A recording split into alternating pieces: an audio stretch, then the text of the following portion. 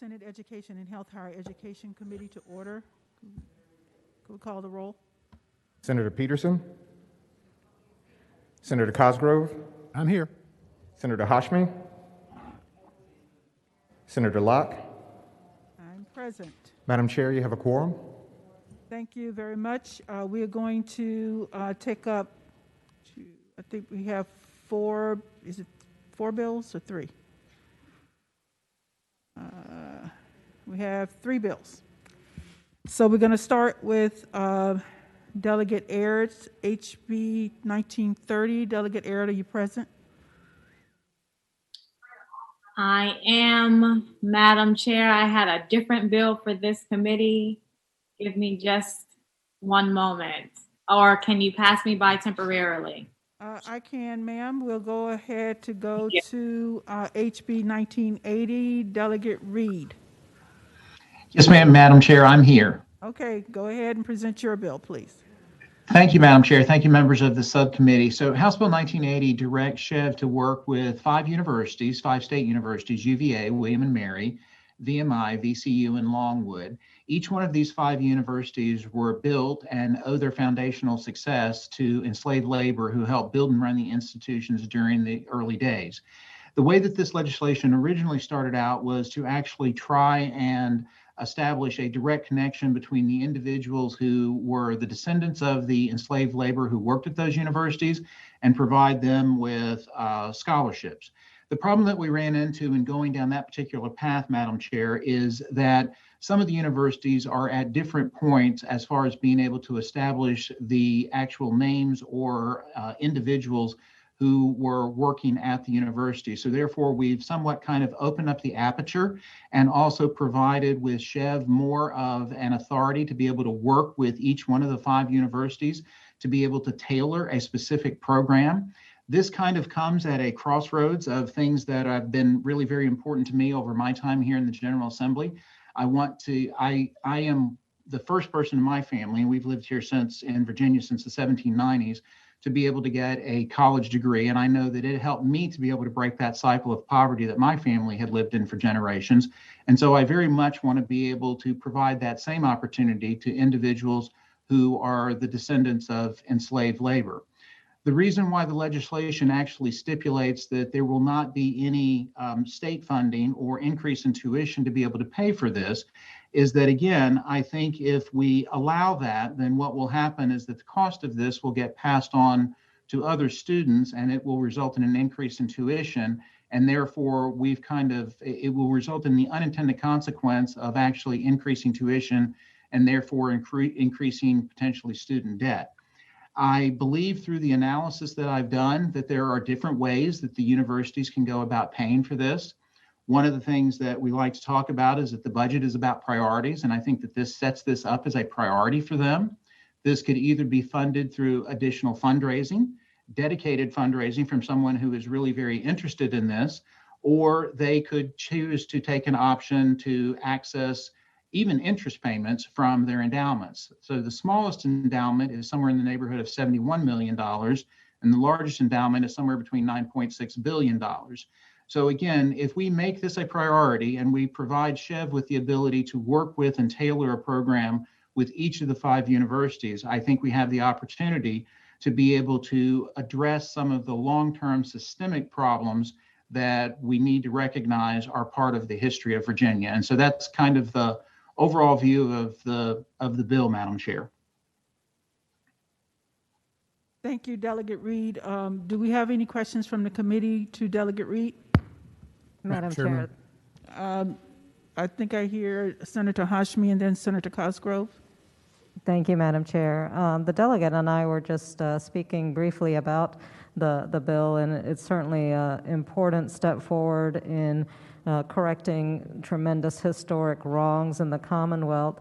And I was hoping the delegate could elaborate a little bit further. We were just exploring this question that I had about at what point do we get to when we put a stop on the descendants, the idea of descendants of enslaved ancestors, because the individuals that might get the scholarships now at the age of 18, 19, would their grandchildren also be eligible then in subsequent years?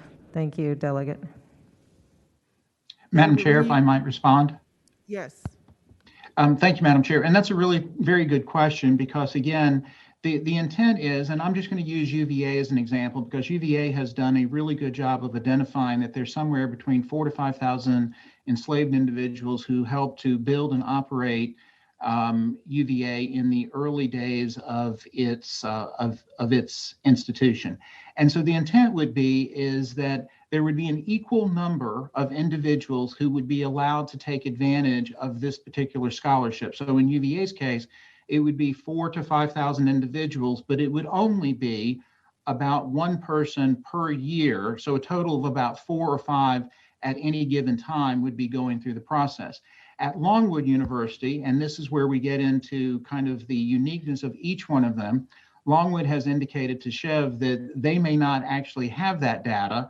And so that's the reason why the bill was modified to allow them to work with the local community to do something in the way of economic development. And it would also be a much smaller number. So again, we're trying to work with Chev and empower them to be able to tailor the program to fit each university and how much they've been able to do, but it would not go on in perpetuity.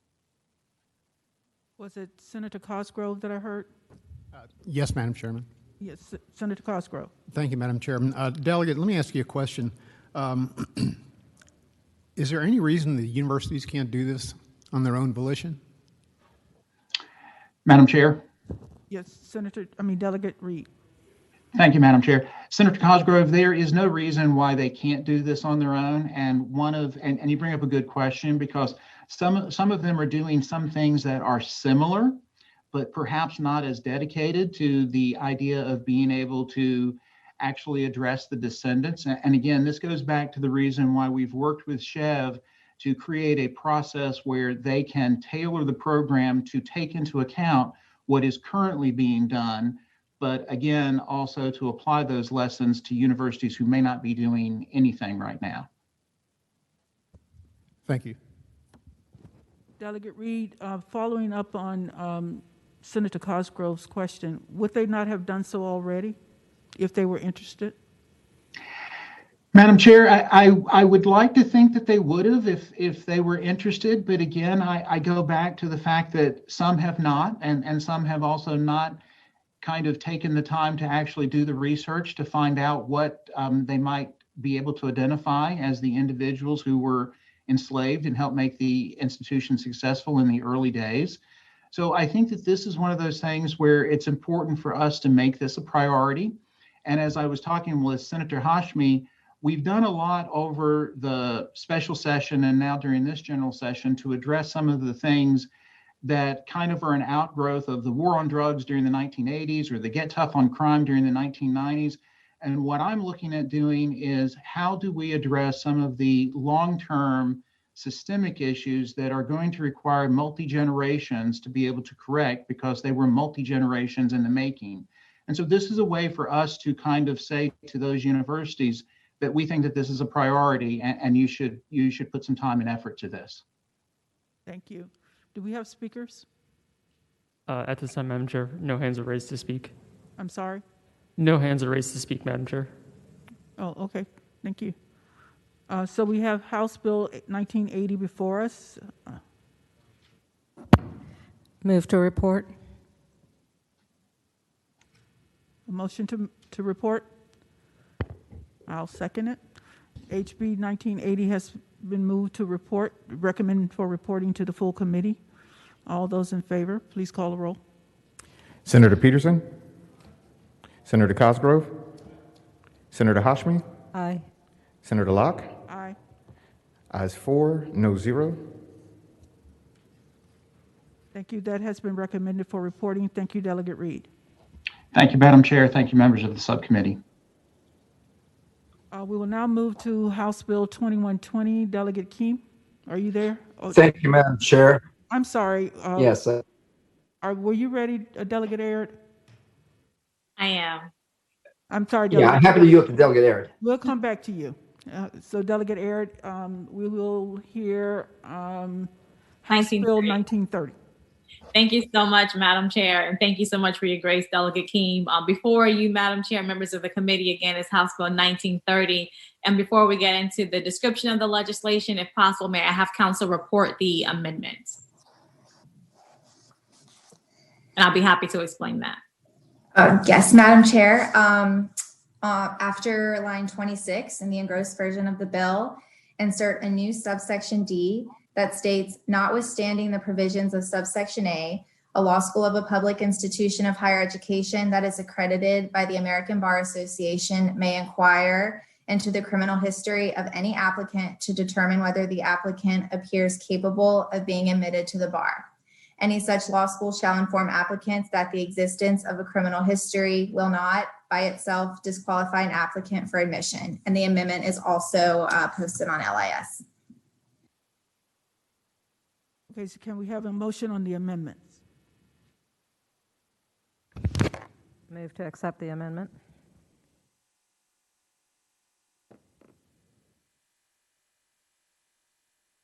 I'll second. We have a motion and a second on the amendments. All those in favor of the amendments, please say aye. Aye. Aye. Those opposed? Okay, so we have HB 1930 before us as amended. Delegate Aird. Thank you so much, Madam Chair. Again, this legislation is being brought to you relative to the criminal history question that appears on our public college applications.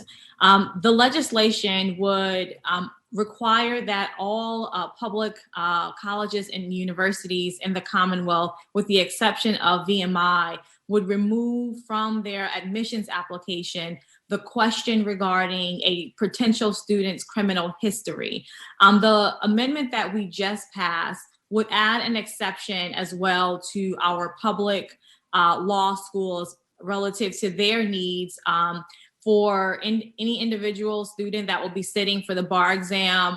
We heard from the Board of Bar Examiners and we heard from some of our law schools that there needs to be this question from a consumer protection standpoint. And so that amendment ensures that those students who will be applying to law school, they don't have a problem later on down the line at the completion of their program.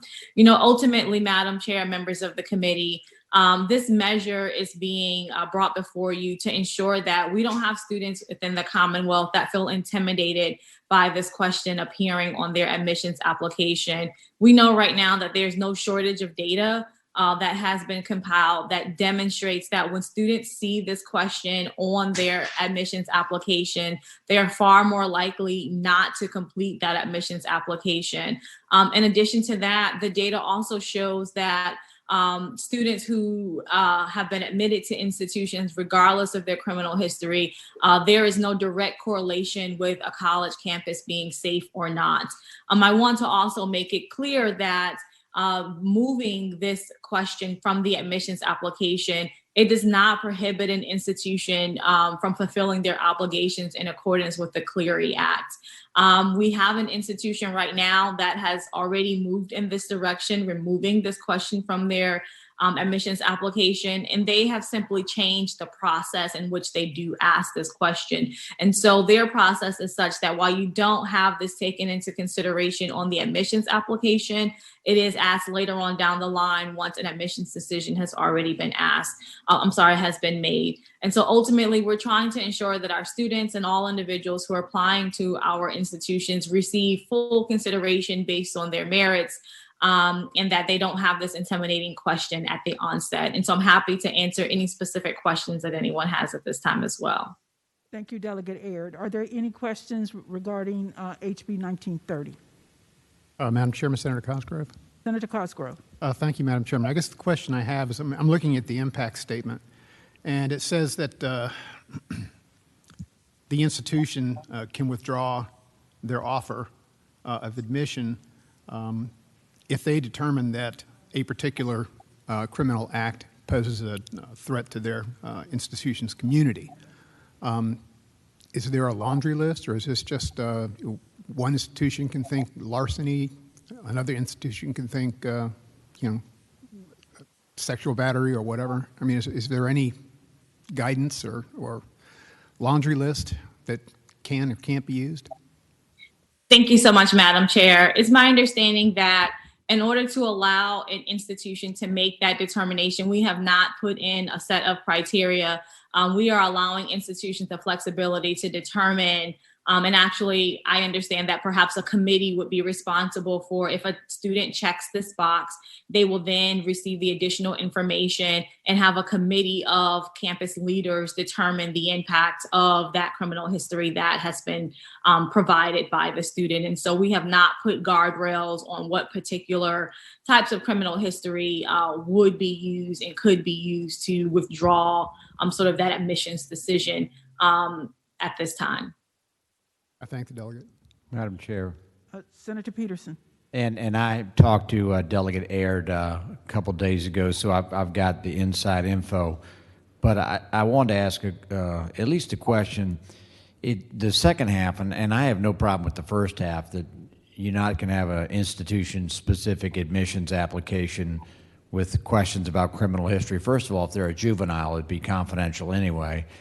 Secondly, I do tend to agree we've taken a stand both in the Senate and in the General Assembly that we want to get people to apply and at least get them in the door and get them to the interview process. Having said that, if they have a violent crime or some other criminal conviction, at some point I think that's a part of who they are.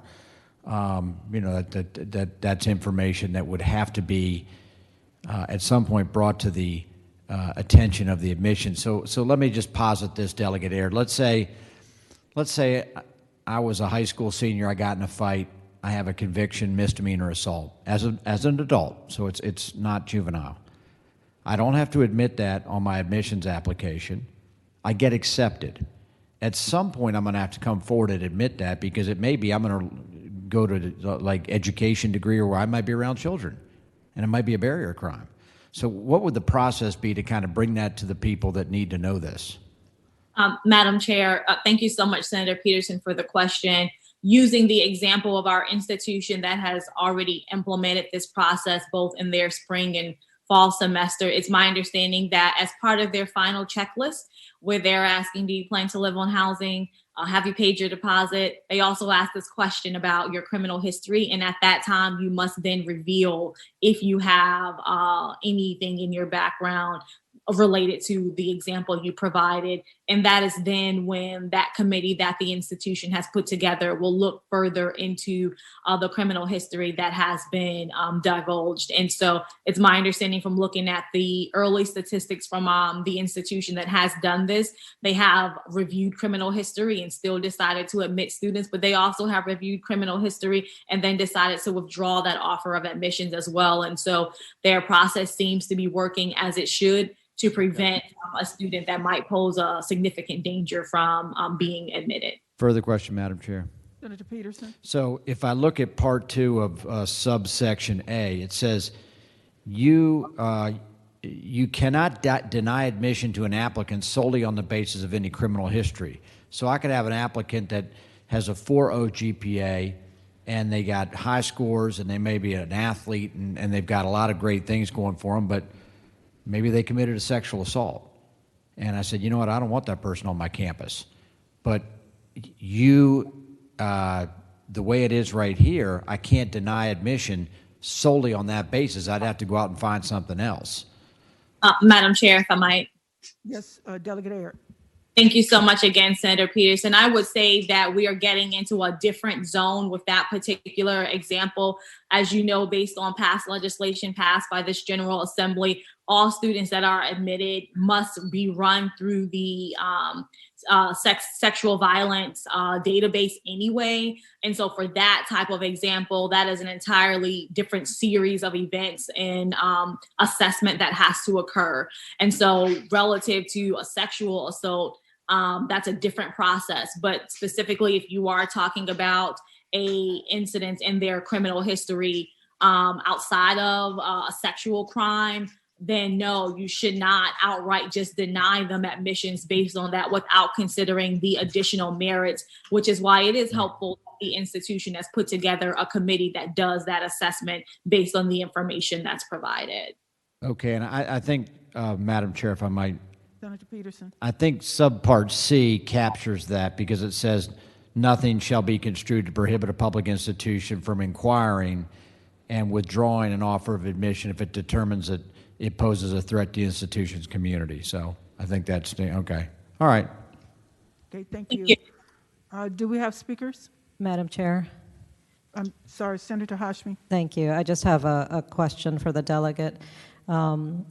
We've been talking largely about undergraduate admissions and applications, but you've made an exception for law schools. Has there been any discussion for exceptions also for other graduate school programs or professional schools? I'm thinking primarily about our healthcare professions, for medical school, where individuals that might have substance abuse concerns in their background are prohibited from practicing or obtaining degrees in the field. Has that been part of any conversation? Madam Chair. Yes, Delegate Ayer. Thank you so much, Senator Hashmi, for that question. As you can imagine, there are a number of programs that would like to take into account the criminal history based on the program of entry. I will say we made the exception for the law school programs not willingly. I could argue here today that I do believe that even with the, in my personal opinion, even with the requirements for character and fitness and sitting for the bar, that ultimately the student should be left to make the decision as to if they're admitted, whether or not they want to argue and fight against their criminal history when that time comes. However, ultimately, we did take this because we understand the consumer protection concerns that were raised from the law schools. Ultimately, for other programs, we're merely asking that if you have to take this information into consideration, you do not include it as part of the admissions process, but you may ask it at another time. And so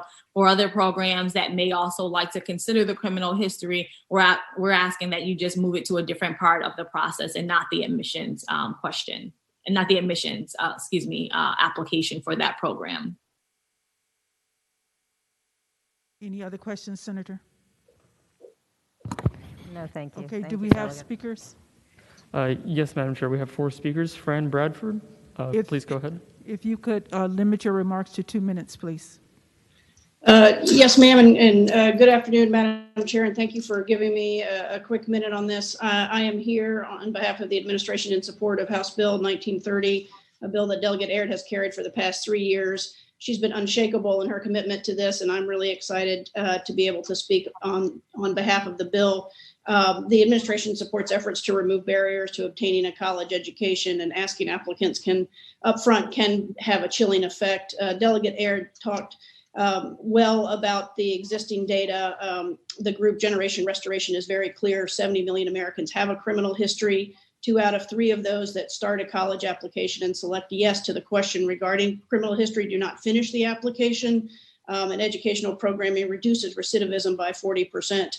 And completion of an education, including a bachelor's degree, has been correlated with a less than 10% recidivism rate. And data also shows that college graduates see a 57% more job opportunities than non-grads, and an estimated 2/3 of all jobs require some form of post-secondary education. So the lack of higher education can have a big impact. Senator Peterson talked about the safety issues, and Delegate Aird spoke about how the threat assessment teams will have an important role in that. I will note that the nationally used Common App, which is used by a number of institutions in Virginia as their only application or as a supplemental application, removed this question a few years ago. And George Mason has recently stopped asking the question on its initial application and instead inquiring once a student is admitted, as she noted. And this approach seems to be reasonable and is largely reflected in this bill. So as we seek to ensure the brightest future for all Virginians, as well as ensure that we have the needed workforce to support our growing economy, I think it's time for the Commonwealth to take this important step. Thank you, Madam Chair. And thank you, Delegate Aird, for carrying the bill again. Thank you, Madam Secretary. Alex Speed, please unmute and go ahead. Thank you, and thank you, Madam Chair and members of the subcommittee. I'm Alex Beatty From Prison Cells to PhDs. We work with folks who are incarcerated to expand access to higher education programs. We absolutely support this bill. I want to thank Delegate Aird for championing it for several years now. I think Many of the points that I was going to make have already been made, so I'll be very brief and just say that, when we tell folks that the criminal justice system is about rehabilitation and reentry, but for folks who are incarcerated and were behind the fence, the box that asks about their criminal history represents a confinement that persists long after their sentence is completed. So we support any effort to remove the box from college applications. Thank you. Thank you so much. Beverly Rebar, please go ahead. Thank you. Good afternoon, Madam Chair and members of the committee. I'm Beverly Rebar with the State Council of Higher Education, and I don't have much to add other than what Deputy Secretary Bradford said, but I would say that this bill is well aligned with Chev's goal of ensuring equity in Virginia higher education. In order for us to reach our goal of being the best educated state by 2030, greater access and opportunity is needed for citizens who have faced barriers in access to our excellent system of higher education. We heard some objections related to public safety from institutions early on when this was proposed, but we think because an institution has taken the lead in setting up a process whereby this seems to be a workable thing to do, it's very important that we can use that as a model, and would encourage all the institutions to do so as well. Thank you. Thank you. Jeff Palmore, please unmute and go ahead. Madam Chair, Jeff Palmore, I'm here on behalf of the Virginia Bar Association. We worked with Delegate Aird on the law school language and just wanted to thank her for her willingness to work with us on that and happy to answer any questions on that language. But thank you very much. Thank you so much. Madam Chair, that's all the speakers. Thank you. Delegate Aird, any final words before we take a motion on your bill? No, Madam Chair, thank you. Thank you. We have House Bill 1930 before us. It's been To moved. recommend for reporting. I'm sorry? Recommend for reporting. Okay. We have it's been recommended that House Bill 1930 be moved to the full committee for reporting as amended. All those in favor, we'll call a roll. Senator Peterson, Senator Cosgrove, Senator Hashmi, Senator Locke. Aye. Ayes 3, noes 1. Ayes are 3, noes 1. Your bill, HB 1930, will be moved to the full committee and recommended for reporting. Delegate Aird. Thank you. I thank the committee. Thank you. We will now move to Delegate Keem. Thank you for your patience. House Bill 2120. Thank you, Madam Chair, and thank you to the members. I appreciate your time. My bill is a bill that deals with transparency of our colleges and universities.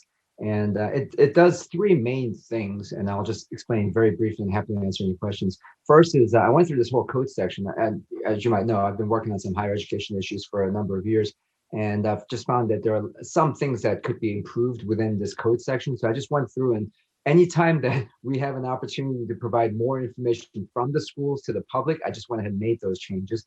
And anytime the public needs to access information that they want to send to the colleges, we thought we'd find some ways to make that happen. So that's one major part of the bill. Second thing is something that I did a bill last year as a separate bill. Unfortunately, it didn't go forward last year, but I've made this part of this package, which is to require that our governing boards and our schools hear from the faculty on campus at least once, more than once a year, just so that they can have a seat at the table, if you will, in terms of the issues that they care about. So just added a component where the faculty might have a voice.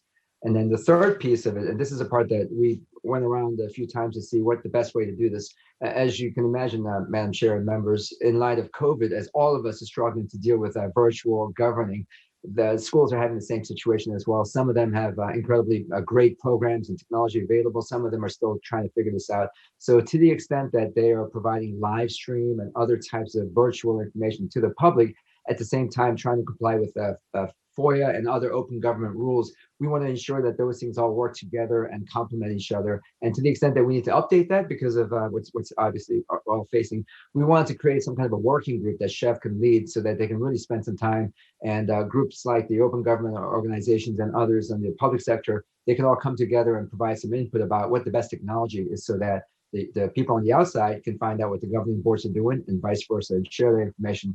to the extent they can in live stream. So that part, rather than codifying it, let's create a working group and have them come back to some recommendation. So that's essentially what the bill does, those three major components. I'd be happy to answer any questions. Thank you, Delegate Keem. Are there any questions regarding House Bill 2120? Madam Chair. Senator Hashmi. Thank you. Just a question for the delegate. I like the provision that an email address or addresses be provided so that board members can receive public communications. I think my question is there a requirement that the board members actually check the email addresses? Madam Chair and Senator Hashmi, that's a great question, and clearly, if it was up to me, I would make sure that they open. But I'm not sure if there's a way technically for us to be able to force them to do that.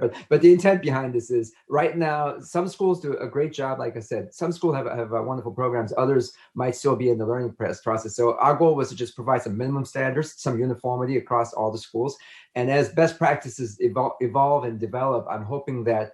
And this is another part of the bill. The SHEV is really empowered currently, but also in this bill, we ask SHEV to go through and take a look at all of their training materials that they have, both for when new board members are onboarded, as well as current board members to the extent that they get trained for their job once every year or so. We want to make sure that SHEV provides them with that kind of best practices. I know that there are national organizations that have standards for best nonprofit governing. We bring those experts together. And so, for example, when we say, hey, provide email addresses, it doesn't mean just provide it. It means actually check the emails. So those are the things that we anticipate will happen in part of the best practices for governing. Thank you, Delegate. Thank you. Any other questions? Yes, Madam Chairman. Senator Cosgrove. Thank you. Hey, Delegate, how you doing? Hello, hi, Senator. All right. Question, I'm looking at the language of the bill itself. Is there any protection for executive session materials that may be talking about personnel matters or financial acquisition matters? Yeah, Madam Chair and Senator Cosgrove, that's one of the things that we talked about both in the House subcommittee as well as just in the various conversations I've had with stakeholders for a couple of years. The issue is clearly there are things that we don't want or need to be public, and that's already both in the FOIA as well as in other practices. Generally speaking, employment or hiring or contract where it involves private information, that's always a purview of exemptions to FOIA rules and other places where we don't provide that. So those things will continue to stay here. In other words, my bill wouldn't necessarily create new requirements or rights that aren't currently in the law. What our goal is to say, if you are making it public, make sure it's really public so that people have easy access to it. So that's really the intent here. And we want to respect the schools, and to the extent that their businesses and they're governing, for example, if they have subcommittees and full committees and they're having it at the same time, do we really want them to have live stream all of them? Those are the things that we leave to the working group to come back with and tell us what their best practices ought to be. Thank you, Madam Chair. One final thing to say on this. Senator Cosgrove. Thank you. I hope that Delegate Keem appreciates the mentioning of the institution's faculty senate and not the House of Delegates. Okay. Emphasis on the word Senate. Yes. Do we have any speakers? Yes, Madam Chair, we have two speakers. Okay. Megan Ryan, please unmute and go ahead. Hi, thank you, Madam Chair, members of the committee. Megan Ryan with the Virginia Coalition for Open Government. We support the bill as it standardizes, some basic information about the boards of visitors that have long been the staple of local government websites. The substitute changed lines 77 and 78 in a way that we think weakens the bill for, in part, the reasons that Senator Hashmi just raised about will the members get the messages. But we overall think that it's a positive development. We thank Delegate Keem for his work on bringing this bill forward. So thank you. Thank you, Megan. Peter Blake, please go ahead and unmute. Good afternoon, Madam Chair. I'm Peter Blake with the State Council of Higher Education for Virginia. I want to thank Delegate Keem for his thoughtfulness in bringing this bill forward and trying to thread the needle between transparency and practicality. And I think having having asked Chev and the FOIA Council to work on this with the broad spectrum of folks that he mentioned will lead to some very positive outcomes in the future. So we support this legislation. Thank you. Thank you very much. Stacy Gordon, please unmute and go ahead. Good afternoon, Madam Chair, members of the subcommittee. Stacy Gordon with Partners for College Affordability and Public Trust. We strongly support this effort by Delegate Keene to increase transparency in higher ed board governance. As institutions face today's unique challenges, it's more important than ever that students are afforded greater transparency into decisions being made at their institutions. And joining us in our support are the Student Government Associations of James Madison University, Virginia Tech, Virginia Commonwealth University's SGA President, Secretary of State, and Speaker of the Undergraduate Senate, and AARP Virginia. We'd ask the subcommittee to join us in our support today. Thank you. Thank you. Madam Chair, at this time, there are no other speakers. Thank you all very much for speaking this afternoon. Madam Chairman. Senator Cosgrove? Thank you. Madam Chairman, just speaking to the bill, I like this bill a lot. I think a lot of thought has gone into this, and it's something we've been trying to do for quite some time. And with that, Madam Chairman, it's appropriate. I move to report. Okay, there's a motion to report. Okay. It's been moved and seconded that House Bill 2120 be recommended for reporting to the full committee. Please call the roll. Senator Peterson, Senator Cosgrove, Aye. Senator Hashmi, Senator Locke. Aye. Ayes 4, no 0. Ayes of 4, noes of 0. HB 2020 will be recommended for reporting to the full committee. Thank you, Delegate Keene. Thank you, Madam Chair and members, and I appreciate everybody's support. Thank you. Okay, I believe that concludes our docket for this afternoon. Yes, ma'am. Okay, good work, guys. We're done. Committee will rise.